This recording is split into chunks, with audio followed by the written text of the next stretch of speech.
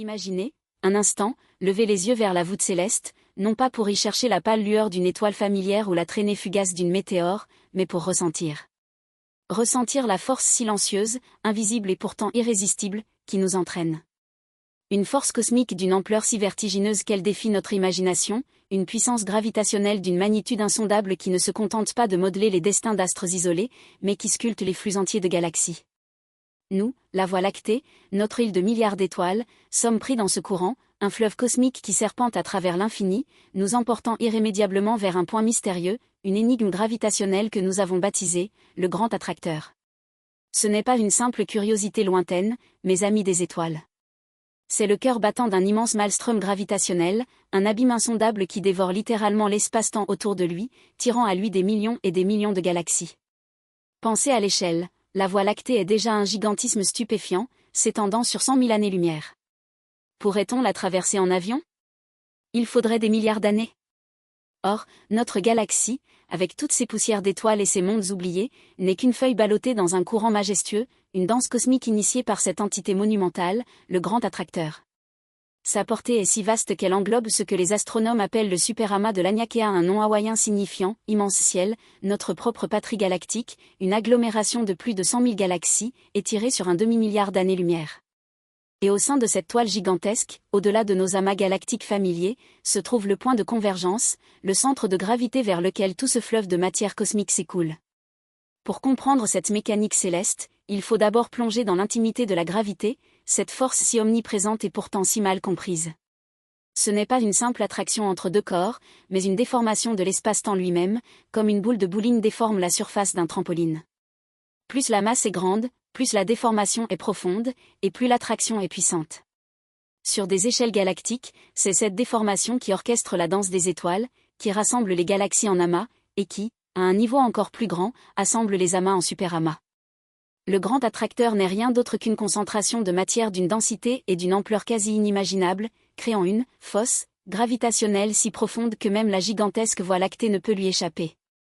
Nous nous déplaçons vers lui à une vitesse vertigineuse, environ 630 km par seconde. C'est plus de 2 millions de km par heure. Une vitesse si fulgurante qu'elle est presque insaisissable pour l'esprit humain, nous propulsant à travers l'obscurité intergalactique, sans que nous en percevions le moindre souffle. Mais qu'est donc cette masse gigantesque? Ce n'est pas une étoile, car même les plus grandes ne sont que des grains de sable à cette échelle. Ce n'est pas une galaxie unique, ni même un amas de galaxies telles que nous les connaissons. Le Grand Attracteur est bien plus vaste, bien plus dense, bien plus lourd. Les théories actuelles suggèrent qu'il pourrait être une concentration massive de matière noire, cette substance éthérée et invisible qui compose la majeure partie de la masse de l'univers, agissant comme le squelette gravitationnel sur lequel la matière visible s'est ensuite arrangée. Ou peut-être est-ce un superamas de superamas, une agglomération colossale de milliers d'amas de galaxies, une mégalopole cosmique où la densité de matière visible et invisible est telle qu'elle crée un puits de gravité sans précédent. Quoi qu'il en soit, sa nature exacte reste l'une des plus grandes énigmes de l'astrophysique moderne, un défi passionnant pour les esprits les plus brillants de notre époque. C'est l'incarnation de l'inconnu, une boussole gravitationnelle pointant vers une direction que nous ne comprenons pas encore pleinement. Alors, comment les astronomes ont-ils pu déceler l'existence de ce mastodonte invisible? Comment pouvons-nous observer quelque chose que nous ne pouvons pas voir directement? C'est là que la science se transforme en une véritable enquête cosmique. Les indices ne sont pas visuels, mais cinématiques. L'univers est en expansion constante, un phénomène décrit par la loi de Hubble, où les galaxies s'éloignent les unes des autres d'autant plus vite qu'elles sont lointaines. Ce mouvement se traduit par un décalage vers le rouge, de la lumière qu'elles émettent, un peu comme le son d'une sirène qui s'éloigne. Cependant, les astronomes ont remarqué que de nombreuses galaxies de notre région ne se contentaient pas de suivre ce flux général d'expansion. Elles présentaient des vitesses particulières, des mouvements supplémentaires qui ne correspondaient pas à l'expansion de l'univers. Elles semblaient toutes se diriger vers une même région de l'espace, comme des feuilles tombant dans un tourbillon. Ces mouvements anormaux étaient des preuves irréfutables de l'existence d'une force gravitationnelle massive, locale, et qui s'exerçait sur des milliards d'années-lumière. L'analyse des mouvements de centaines de galaxies a permis de cartographier ces flux cosmiques, révélant la direction et l'ampleur de cette attraction. C'est comme observer le courant d'une rivière en suivant les feuilles qu'il transporte. Mais il y a un hic, une complication majeure, le Grand Attracteur se trouve derrière ce que nous appelons la zone d'évitement. Cette zone, c'est tout simplement notre propre Voie lactée. Le disque de notre galaxie est rempli de poussière et d'étoiles qui bloquent notre vue sur les objets situés derrière elle. Imaginez que vous essayez d'observer une ville lointaine, mais que vous êtes vous-même au centre d'une gigantesque forêt dense. La plupart des lumières sont obscurcies par les arbres. C'est la même chose pour les astronomes. Pendant des décennies, cette zone d'évitement a été un rideau impénétrable, masquant la vérité sur ce qui se trouvait de l'autre côté. Mais la persévérance et l'ingéniosité scientifique ont trouvé des solutions. En utilisant des télescopes sensibles aux ondes radio et aux rayons X, qui peuvent traverser la poussière de notre galaxie, les chercheurs ont pu peu à peu percer ce voile. Ils ont découvert des centaines de galaxies cachées derrière la Voie lactée, toutes se dirigeant elles aussi vers cette même destination, le grand attracteur. Chaque nouvelle observation, chaque nouvelle galaxie détectée, a ajouté une pièce au gigantesque puzzle, confirmant l'ampleur et la direction de cette force invisible. Ce qui nous mène à un fait d'une humilité sidérante, un frisson glacé d'immensité qui parcourt l'échine de l'âme. Nous, l'humanité, avec nos villes incandescentes, nos technologies complexes, nos aspirations infinies, nous nous trouvons sur une planète insignifiante, orbitant autour d'une étoile moyenne, elle-même l'une des 200 milliards d'étoiles d'une galaxie spirale. Et cette galaxie, notre majestueuse Voie lactée, est en fait en chute libre.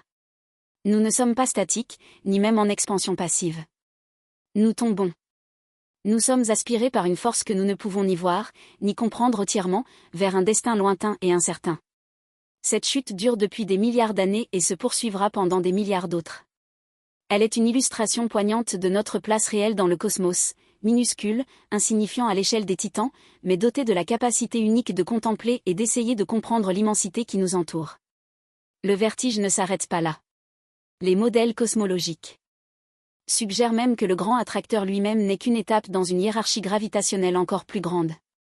Certains astronomes émettent l'hypothèse que le grand attracteur n'est qu'un point de passage, une rampe de lancement, vers une structure encore plus gigantesque et plus lointaine, la concentration de Shapley, un superamas encore plus grand et plus dense, qui pourrait bien être le véritable centre de gravité ultime de notre région de l'univers.